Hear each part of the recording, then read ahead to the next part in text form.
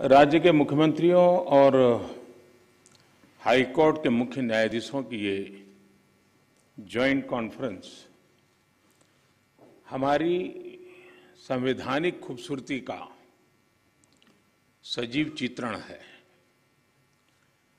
मुझे खुशी है कि इस अवसर पर मुझे भी आप सबके बीच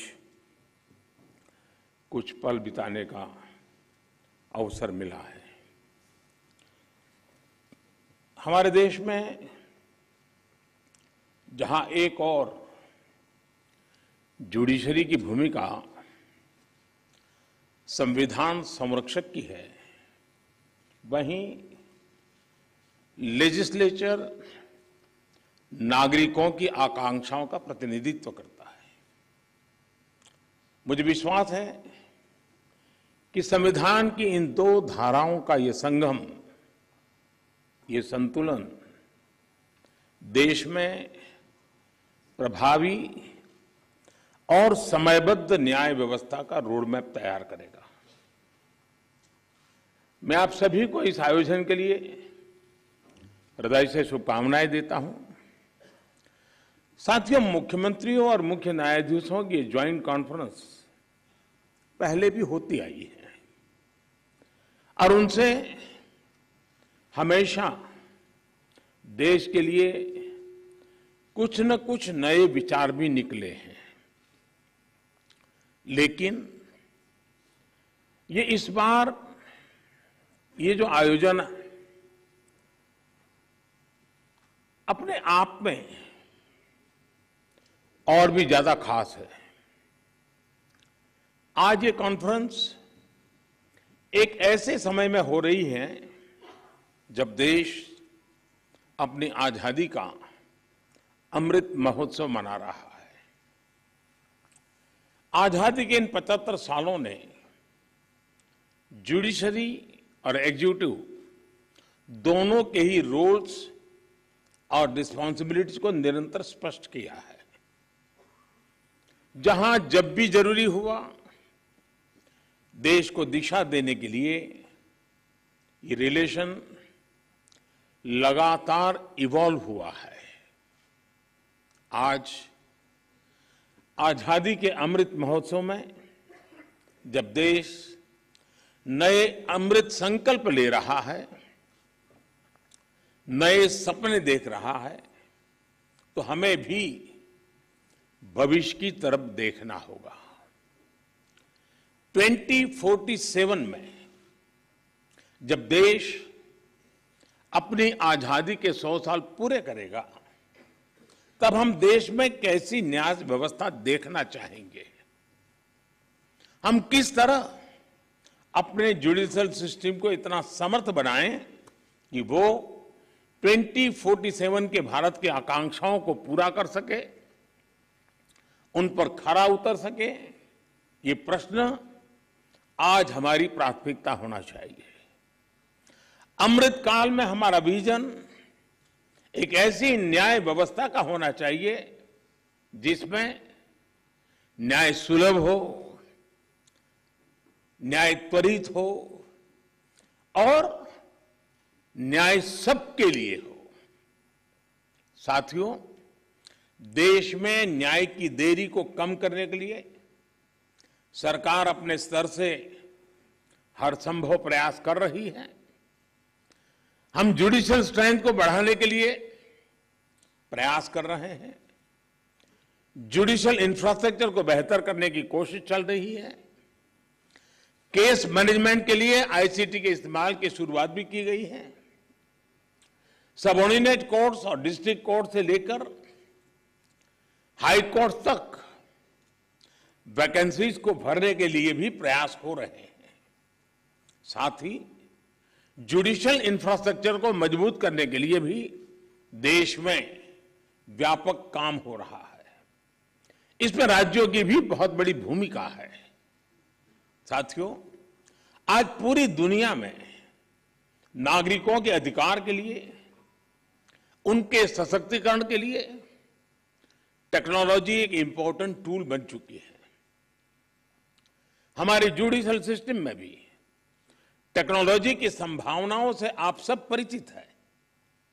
हमारे ऑनरेबल जजेस समय समय पर इस विमर्श को आगे भी बढ़ाते रहे हैं। भारत सरकार भी जुडिशियल सिस्टम में टेक्नोलॉजी की संभावनाओं को डिजिटल इंडिया मिशन का एक जरूरी हिस्सा मानती है। उदाहरण के तौर पर ई कोर्ट्स प्रोजेक्ट को आज मिशन मोड में इंप्लीमेंट किया जा रहा है। सुप्रीम कोर्ट ई कमेटी के मार्गदर्शन में जुडिशियल सिस्टम में टेक्नोलॉजी इंटीग्रेशन और डिजिटाइजेशन का काम तेजी से आगे बढ़ रहा है। मैं यहां उपस्थित सभी मुख्यमंत्रियों और हाईकोर्ट के सभी चीफ जस्टिस से भी आग्रह करूंगा कि इस अभियान को विशेष महत्व दें, इसे आगे बढ़ाएं। डिजिटल इंडिया के साथ जुडिशरी का ये इंटीग्रेशन आज देश के सामान्य मानवी की अपेक्षा भी बन गई है। आप देखिए, आज कुछ साल पहले डिजिटल ट्रांजैक्शन को हमारे देश के लिए असंभव माना जाता था। लोगों को लगता था, लोग शक करते थे, अरे ये हमारे देश में कैसे हो सकता है। और ये भी सोचा जाता है इसका स्कोप केवल शहरों तक ही सीमित रह सकता है, उससे आगे बढ़ नहीं सकता है। लेकिन आज छोटे कस्बों और यहां तक गांवों में भी डिजिटल ट्रांजैक्शन आम बात होने लगी है। ये पूरे विश्व में पिछले साल जितने डिजिटल ट्रांजैक्शन हुए उसमें से 40% डिजिटल ट्रांजैक्शन भारत में हुए हैं।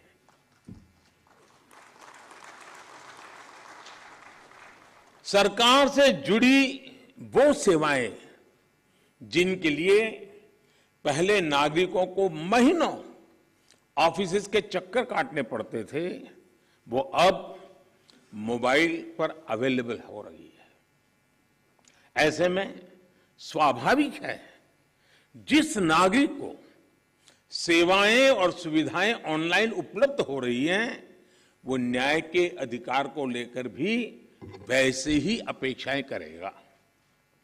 साथियों, आज जब हम टेक्नोलॉजी और फ्यूचरिस्टिक अप्रोच की बात कर रहे हैं तो इसका एक important aspect tech friendly human resources भी है।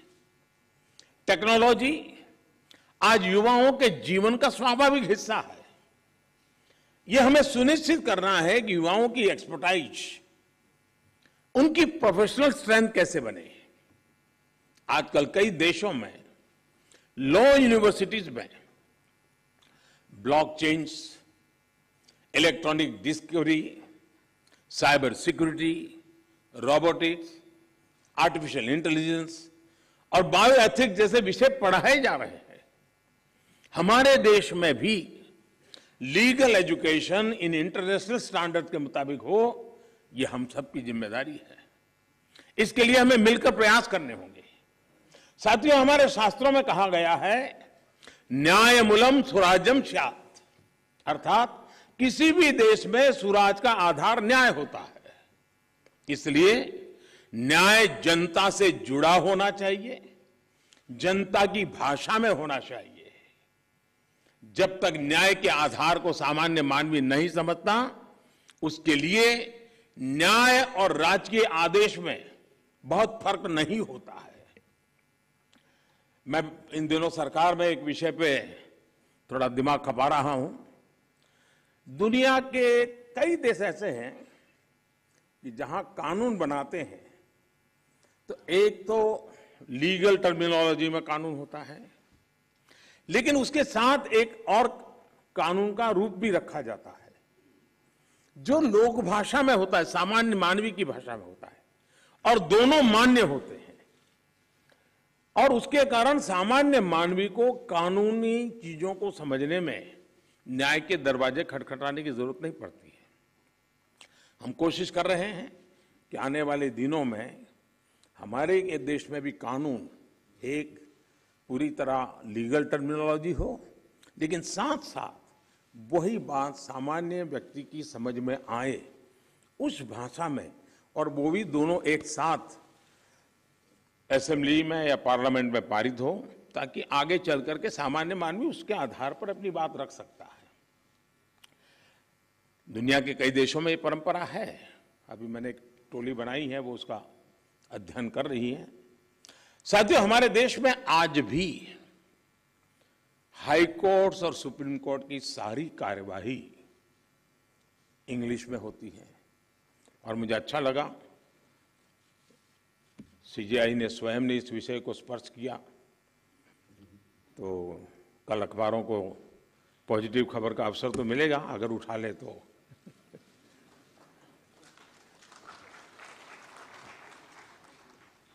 लेकिन उसके लिए बहुत इंतजार करना पड़ेगा। साथियों, एक बड़ी आबादी को न्यायिक प्रक्रिया से लेकर फैसलों तक को समझना मुश्किल होता है। हमें इस व्यवस्था को सरल और आम जनता के लिए ग्राह्य बनाने की जरूरत है। हमें कोर्ट्स में स्थानीय भाषाओं को प्रोत्साहन देने की जरूरत है। इससे देश के सामान्य नागरिकों का न्याय प्रणाली में भरोसा बढ़ेगा, वो उससे जुड़ा हुआ महसूस करेगा। अब इन समय हम एक कोशिश कर रहे हैं कि टेक्निकल एजुकेशन और मेडिकल एजुकेशन मातृभाषा में क्यों नहीं होना चाहिए।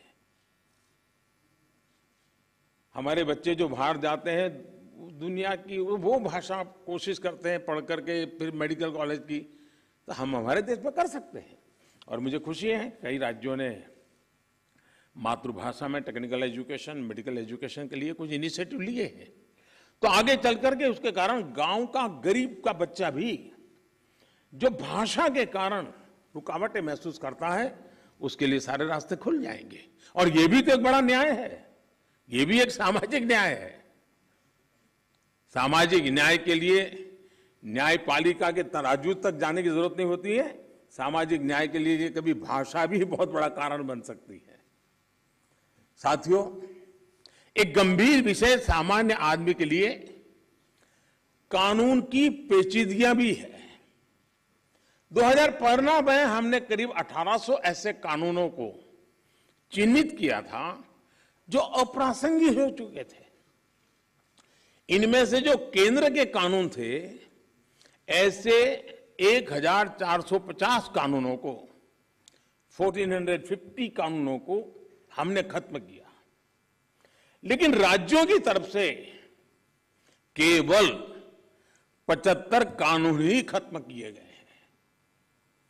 मैं आज सब यदि आदरणीय मुख्यमंत्रीगण यहां बैठे हैं, मैं आपसे बहुत आग्रह करता हूं कि अपने राज्य के नागरिकों के अधिकारों के लिए, उनकी ईज ऑफ लिविंग के लिए आपके यहां भी ये कानूनों का इतना बड़ा जाल बना हुआ है, काल बाह्य कानूनों में लोग फंसे पड़े हैं, उन कानूनों को निरस्त करने की दिशा में आप कदम उठाइए। लोग बहुत आशीर्वाद देंगे जी। साथियों, न्यायिक सुधार केवल एक नीतिगत विषय या पॉलिसी मैटर ही नहीं है। देश में लंबित करोड़ों केसेस के लिए पॉलिसी से लेकर टेक्नोलॉजी तक हर संभव प्रयास देश में हो रहे हैं और हमने बार बार इसकी चर्चा भी की है। इस कॉन्फ्रेंस में भी आप सब एक्सपर्ट्स इस विषय पर विस्तार से बात करेंगे ही, ये मुझे पूरा विश्वास है। और मैं शायद बहुत लंबे अरसे तक इस मीटिंग में बैठा हुआ हूं। शायद जजेस को ऐसी मीटिंग में आने का जितना अवसर मिला होगा उससे ज्यादा मुझे मिला है, क्योंकि मैं कई वर्षों तक मुख्यमंत्री के रूप में इस कॉन्फ्रेंस में आता रहता था। अब यहां बैठना मौका आ गया है तो यहां से आता रहता हूं।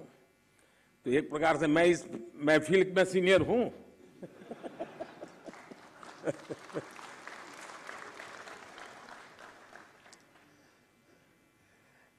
साथियों, इस विषय में जब मैं बात कर रहा था तो मैं मानता हूं कि इन सारे कामों में मानवीय संवेदनाएं जुड़ी हुई है।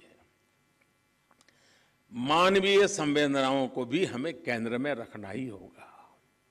आज देश में करीब 3.5 लाख प्रिजनर्स ऐसे हैं जो अंडर ट्रायल है और जेल में है। इनमें से अधिकांश लोग गरीब या सामान्य परिवारों से।